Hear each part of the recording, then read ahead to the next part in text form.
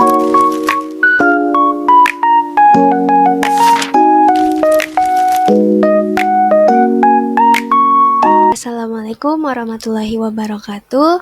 Hello everyone, my name is Aksena Taraneza Mulyawan and my student ID number is 2403050009.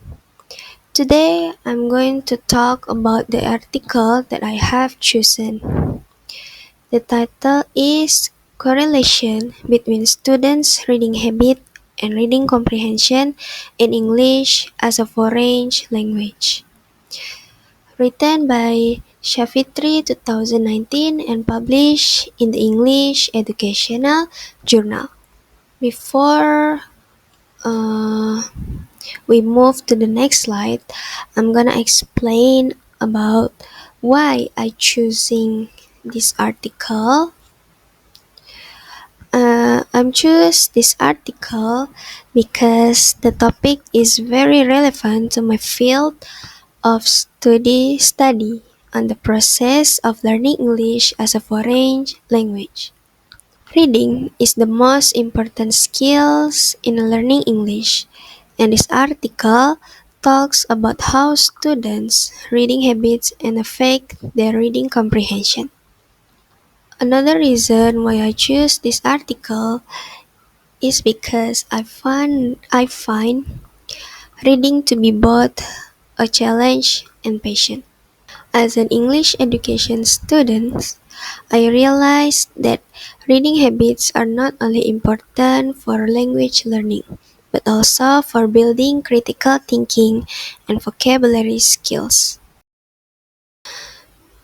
The most important thing I learned from this article is that reading habits have a significant impact on students' reading comprehension skills in English as a foreign language. This article also reminds me that reading is not just about quantity or how many books or articles we read, but also about quality, such as understanding the meaning, reflecting on content, and relating it on our experience.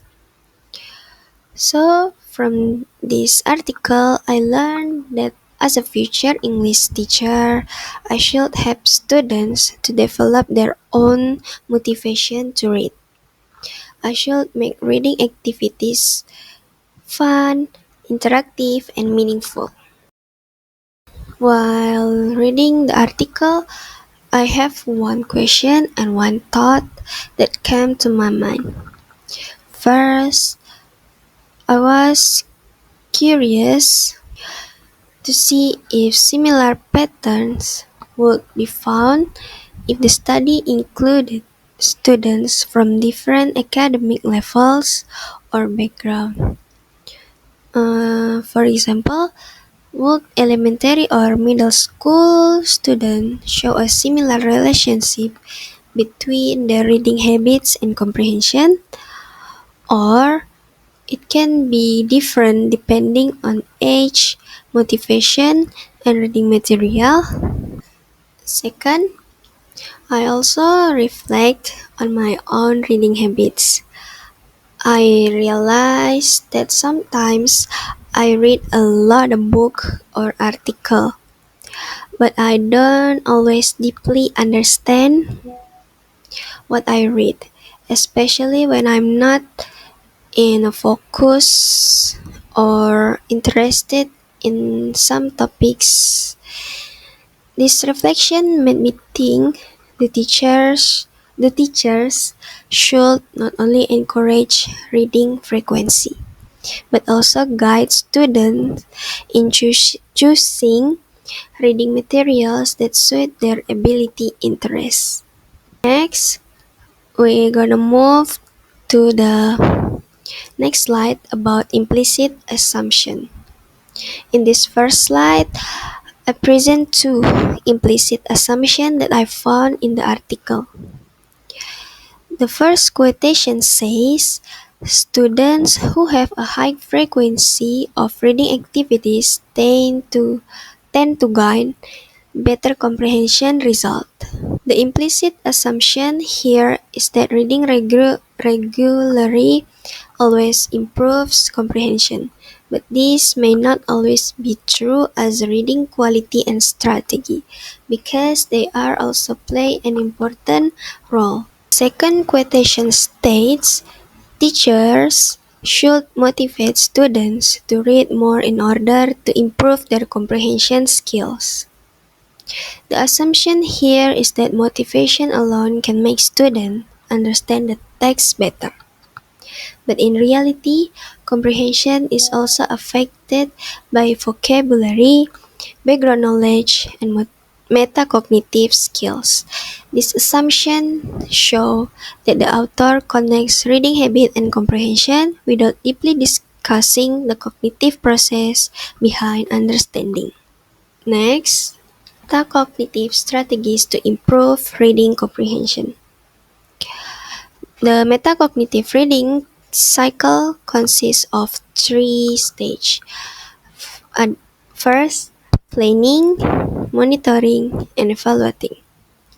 In the planning stage, students set goals and predict what the text about. In the monitoring stage, they check their understanding by asking themselves questions and rereading difficult parts. Last, in the evaluating stage, they summarize and reflect on what they have learned. These strategies make readers more aware of their thinking while reading. This also supports Shafitri's idea that students with good reading habits tend to have better comprehension because metacognitive awareness helps them control to understand what they read.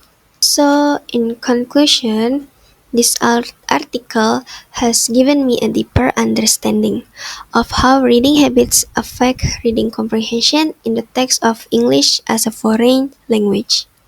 This article also inspired me to reflect on my own reading practice and how I can apply this knowledge. Thank you for watching, and Assalamualaikum warahmatullahi wabarakatuh.